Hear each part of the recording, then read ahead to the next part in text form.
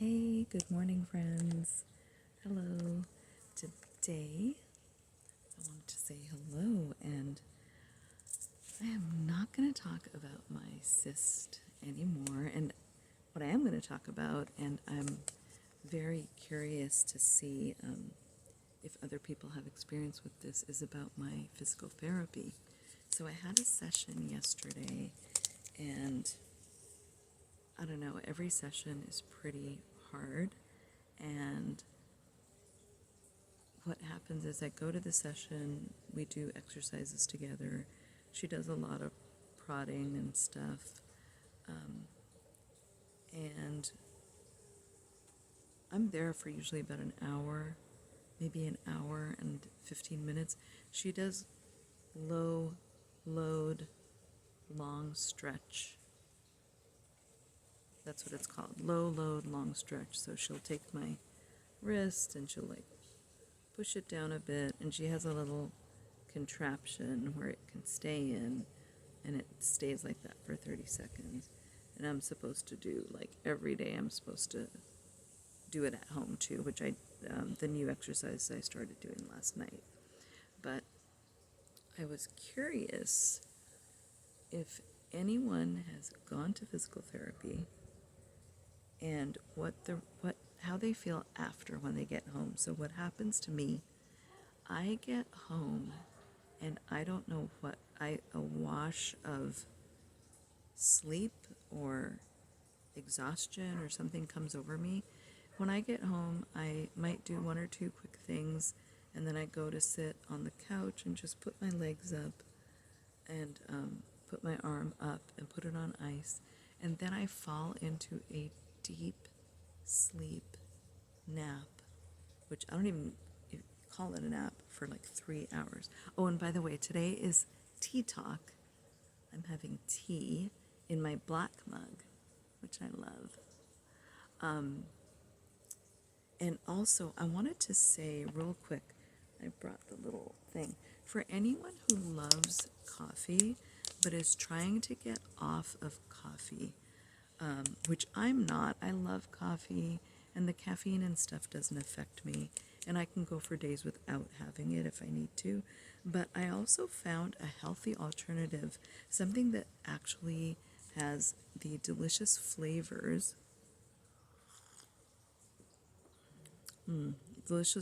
of coffee, but it's an herbal tea, believe it or not. It is absolutely fantastic. And it is Ticino French Roast Organic. And it says intense deep coffee notes from roasted ramon seeds and chicory roots, which I love. If you ever had coffee from Louisiana, the chicory I love it. It's so delicious. Create a robust, focused body without any sweetness. So basically what I do, and I'll read the ingredients: organic carob, organic barley, organic chicory, organic ramon seeds, organic natural coffee flavor. Okay, that part I don't know what that means, but it is really a roasted herbal tea, and it is delicious, and it tastes like coffee. So if anyone's interested, I can actually link that in my notes below. But that's what I'm having today in my black Dave Matthews Band mug. And yeah, on my really fun before my physical therapy talk, my Dave Matthews Band feed has been blowing up because so many people are going to the concerts. So many of my DMV family friends are meeting him in person, which is to me, it's like an unimaginable thing. I still don't even think I'll ever meet him, which means I won't. But for a couple of my friends, and one in particular, I've been wishing for her to meet him so badly for the past year. And earlier this year, I had mentioned to her, I was like, I have a feeling you're going to meet him this year. And she did. So I'm so beyond words excited for her. She got to meet him, and she got these gorgeous pictures with him. And I mean, what a memory to meet your music idol. Yeah. Anyway, they have also been live streaming a couple of the shows, which is just incredible. It's like you're there. And I really appreciate that because I'm not going to any concerts. There are no concerts in California. We are the, we are the, I'll just use my hair color, the raven-haired stepchild. Yeah, they're just not coming around here anywhere close to Northern California, which I'm not sure why, because it is a beautiful place. It's so nice here. Whoa, the sun is really strong, so I'm going to scooch over this way. So, but anyway, I am going to go see the Dave Matthews Tribute Band in March of 2025. And I'll visit with my friend again in Scotts Valley. And this band is awesome. They're a small venue band, so they play in small venues, and I can just like imagine the first group of people who ever saw Dave Matthews when they were small and played in like little clubs and stuff. Just how amazing that experience must have been. So these guys are great. I love all of them. The Dave Matthews Tribute Band. They are such sweethearts. And sometimes we'll hang out at the show. And I've kind of become in-person acquaintance with them. My really, really good friend Beth and I, who live in Scotts Valley, we got to hang out with them after the show. And I think this year I'm probably going to buy them a beverage of their choice afterwards. Because these guys work really hard. They tour all over the country. They have their own little van. Like everything is, they're not the big stars. They have to do everything on their own. So I like to treat them to something. So I probably will treat them to a nice beverage after the show. But anyway, so back to my physical therapy. She does about an hour and 15 minutes of manipulation. She checks a bunch of stuff.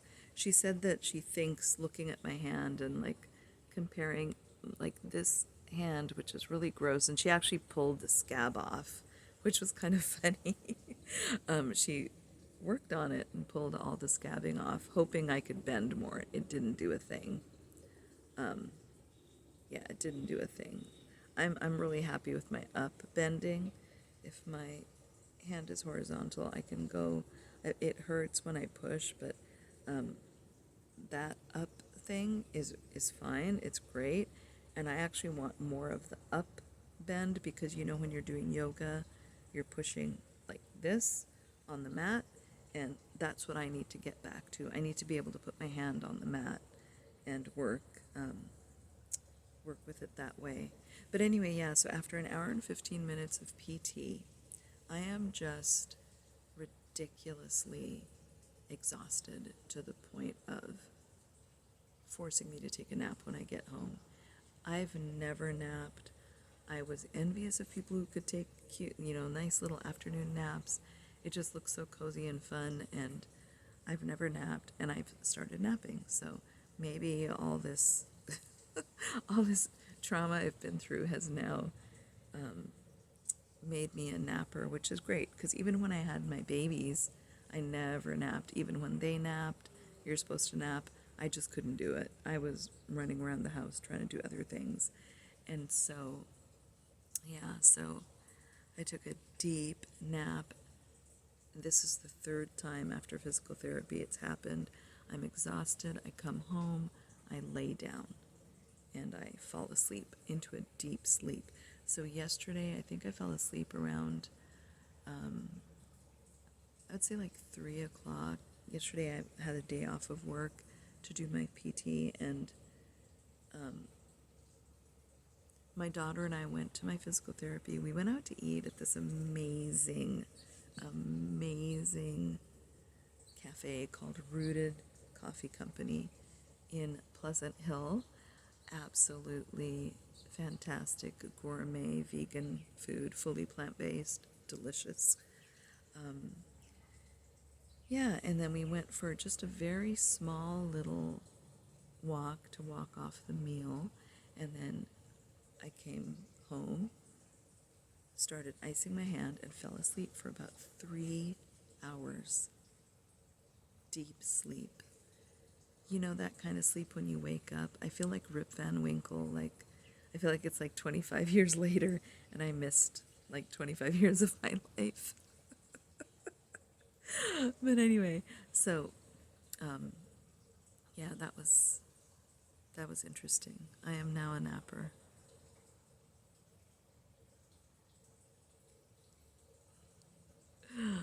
Yeah. I also noticed, just with when you're managing pain and that's all you can think about, and I love meditation. I'm into meditation, like a huge bee right there. But anyway, at some points the pain is so bad, like I just can't do, I really try and I can't do my meditation. But what I started doing is as I'm falling asleep in that sleepy state, I start doing a meditation, or I'll put on a guided meditation, and that seems to be helping me a lot. I really encourage taking quiet time for yourself, for your brain, going inwards. I know a lot of people say, oh, I'm really bad at meditating. You know, you meditate to get good at living, not good at meditation. So any amount of meditation you can do, even if it's 1 minute of just closing your eyes and staying quiet. And I love guided meditation because it really walks me through, and I feel more like my meditation was very effective. I also do my own meditation where I'm just, guiding myself, which I am able to do, but I would consider that actually harder to do than having somebody guide you.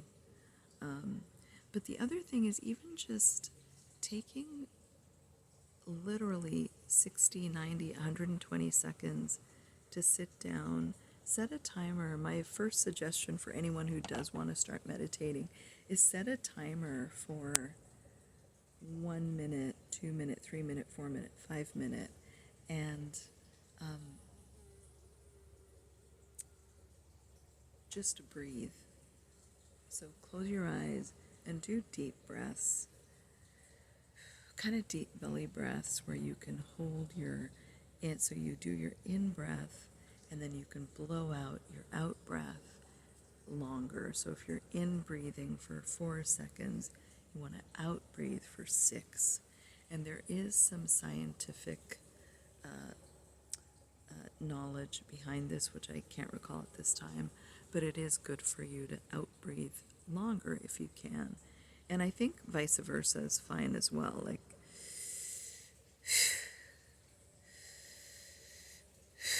there's advantages to doing it both ways. It triggers different parts of the brain and all that stuff. So even just doing breathing exercises is really wonderful. Oh, hold on, sugar's coming. Hold on, sugar. I'm also realizing I'm pretty good about taking breaks and everybody. So for those of you who work an office job and sit at a desk, whether it's remote or whether it's in an office, I am going to continue to implore you to please put yourself first and take your breaks. So with my physical therapy, I need to take 5 to 10 minutes every hour, 5 to even 12 minutes every hour or so, every hour and a half. And my physical therapist, actually occupational therapist, encouraged that anyone should do that. Whether you have an injury or not, you can prevent a future injury by, hold on, I'm going to move a little bit. Okay, that is so much better. Sun is getting intense. We've been having heat waves, so I like coming out early in the morning and just enjoying the morning hours when it's really nice and cool, but sitting in the sun does get hot. But yeah, if you work at a desk job, just do your best to take care of your body. And so that means hydrate, stretch, and move. So if you can hydrate at your desk, if you can do some really good chair stretching, and then if you can actually get up and move, that would be ideal. Because I mean, everybody has a job they have to do, and you know, it's not always easy. Oh, so okay, so this is what I had a couple of questions about book writing, about writing my books and how I got them self-published. So, oh my gosh, yes, this is what I actually, I'm so sorry, this is what this thing is supposed to be about. So, okay, so basically, I'm on book number 6, thanks to Cleet Barrett Smith, Dave Matthews' co-writer. He had put into the universe for me many years ago. He's like, once you start, you're not going to stop. And I really haven't stopped. I've been doing the whole process really painfully slowly. Well, not painfully slowly, but slowly. So I never rush. I'm not on a deadline. I'm not rushing to get a book done. In fact, what ends up happening is I have these ideas and I start a Google Doc.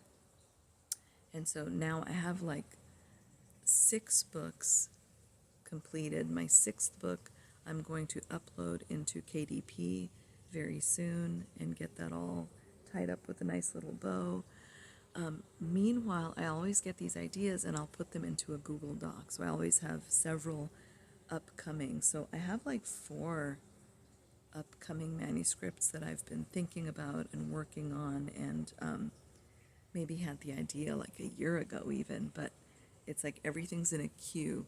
So I wanted to explain very simple, and if you want to write a book or a children's book and self-publish, it's not hard, and I encourage you, please do it. After you do your first one, you've basically made a template for yourself, and you can keep going, and you can do a bunch more. So basically, first thing, obviously, have your manuscript. So have your story written up in a Google Docs, okay? The reason you want to do this is because it's easy to share with the people that you're going to be sharing it with for the next several steps. So have your work in a Google Docs. You can do all your own spell checks. You can look at it, check it, blah, blah, blah. But you have to, and I highly recommend this step, you have to pass it on to an editor to go through it, to professionalize it and make it better. I'm not good with quotes and so-and-so said something, or she laughed and exclaimed, blah, blah, blah. Like, I'm not good with doing the quotes part of grammar, so I have my editor do that for me. I found her on Fiverr. She is amazing.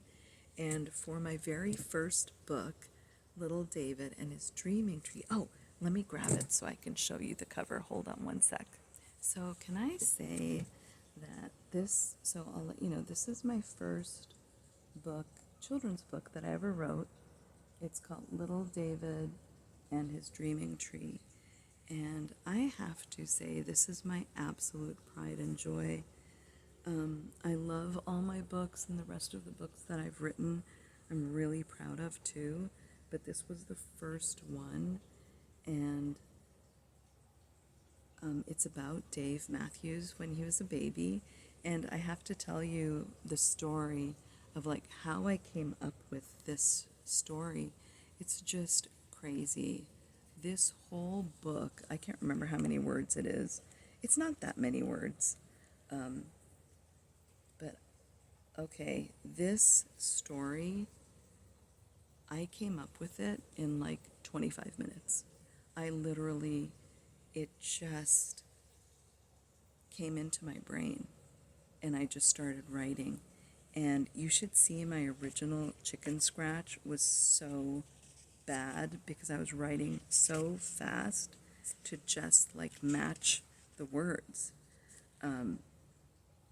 And yeah, when I look at this book, it makes me almost want to cry because I just love it and I'm so proud of this. And I love this picture. It's actually taken from a real picture of Dave Matthews holding a nest, and that's his grandpa. So this book is just an adventure about little Dave Matthews. And I'm so glad it was my first book because I love Dave. I love him so much, and he's been a huge inspiration to me. He's a Renaissance man. As many of you know, he does everything.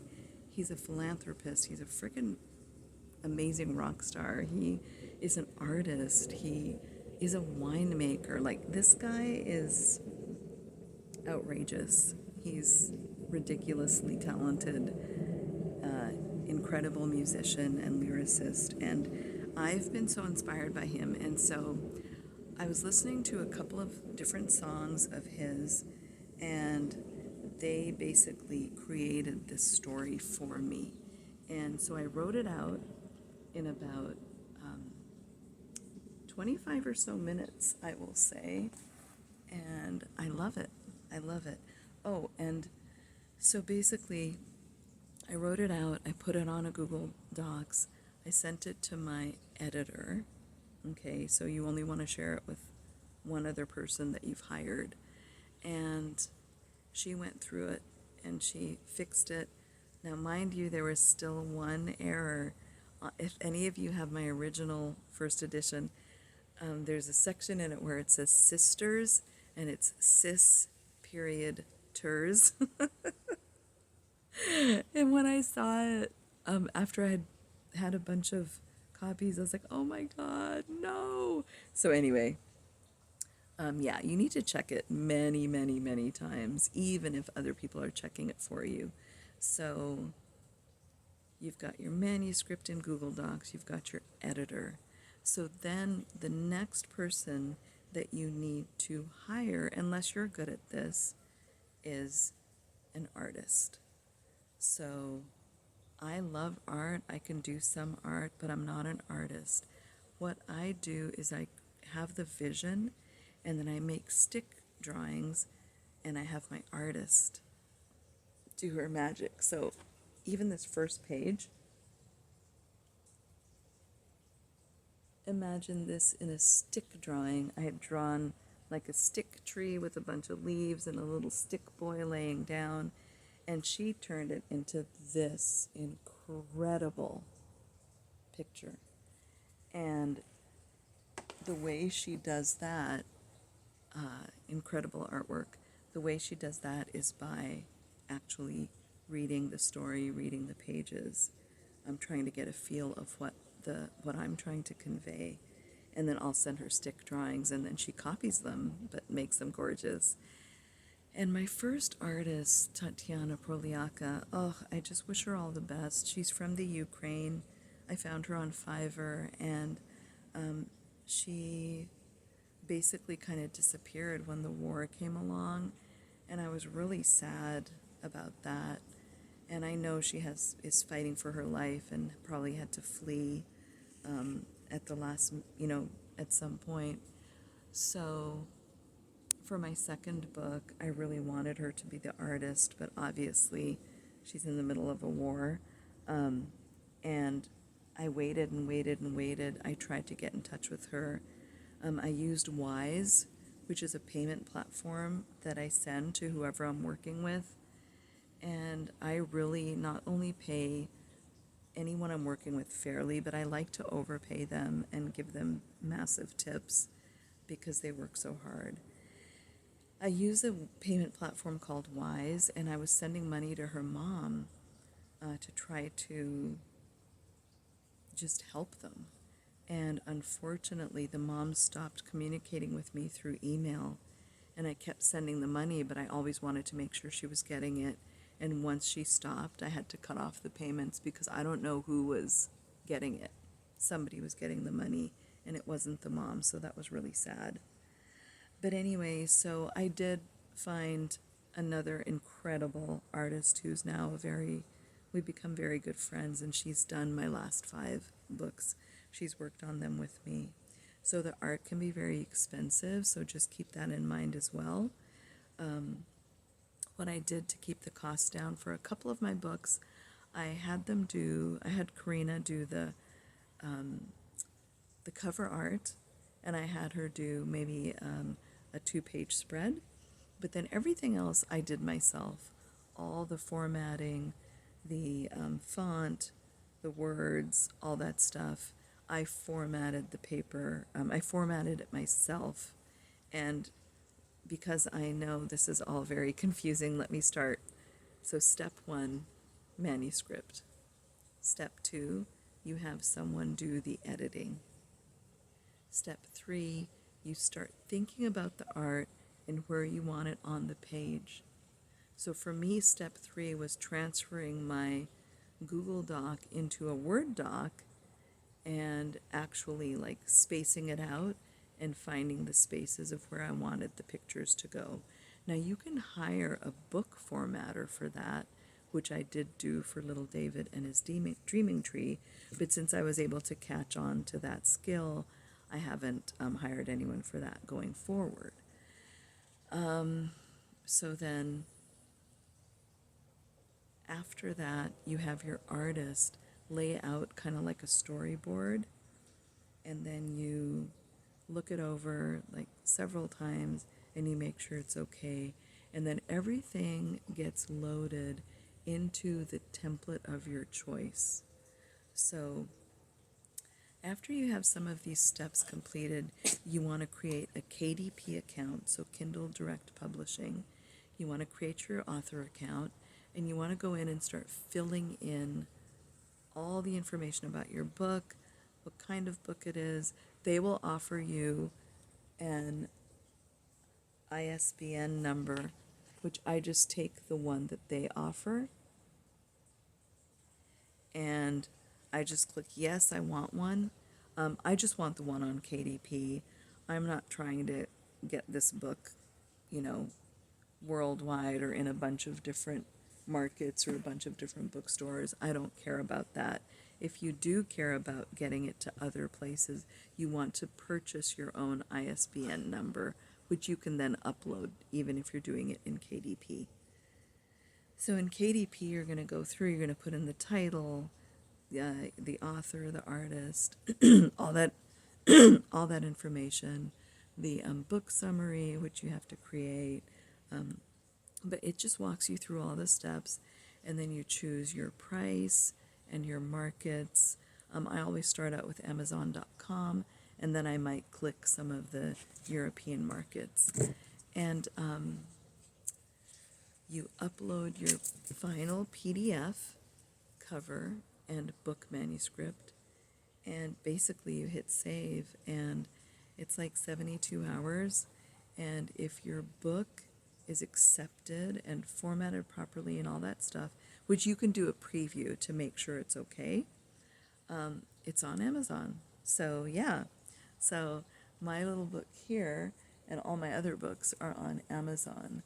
And I don't know if I did it. This was my first one. Yeah, no, I didn't do it. But on all my other books, I will say like, Ruma has 2 other books, blah, blah, blah. And I want to share, if for anyone who hasn't seen, that ants mean a lot to Dave, and I kind of consider his band, like I picture each of them as an ant, and this was one of the pictures I had my artist draw, where each band member, including Leroy, is an ant. And I don't know if you can see little Leroy, but that's little Leroy. Leroy is a big part of Little David and his Dreaming Tree. And he's so sweet, and he is a huge part of this book. And I'll show you another awesome picture of Leroy. Leroy, the guardian ant. So yeah, if you want this book, if you haven't gotten it yet, you need to get it. It's awesome. And I will link it below. But yeah, I think what I'll do, because I know that's very confusing, I will do a better tutorial on how to write your own children's book and how to get it self-published. All I want to do is say, just do it. Please just do it. I know there is another DMB friend I have. We had a conversation years ago, so I can't remember exactly, and I don't want to give away any of their name or idea, but they had an amazing idea for a storybook that included Dave. I don't know if it included him as a child or an adult, but I just encourage you, just do it. There's nothing should stop you from doing something that brings you joy. Don't allow anything to stop you from doing something that brings you joy. If you play music and you want to practice every day, just do it. You know, there's nothing should stop you. Even if you're toiling and working an 8, 10, 12-hour job, find a pocket of time, even if it's 15 minutes, to bring in what makes you happy and what brings you joy. And I will end on that note, because once again, my videos are too long. Anyway, I'm still doing the kitchen organization video, which I'm really excited about. That's coming up. This was more a video about physical therapy, trying to figure out, like, what's going on with me? What am I doing something wrong with my physical therapy? Why is it so exhausting? Why does it hurt so bloody much? The excruciating pain, like I can't understand. But anyway, I do understand that I have like severe scar tissue, which is why like I can't do anything, blah, blah, blah. I know that. But yeah, I just can't understand the different parts of it. But anyway, everyone have a great day. I'm going to get ready for work and get back to my desk and make sure to take all my breaks and stretching and drink water. You do the same. Love you guys. Bye.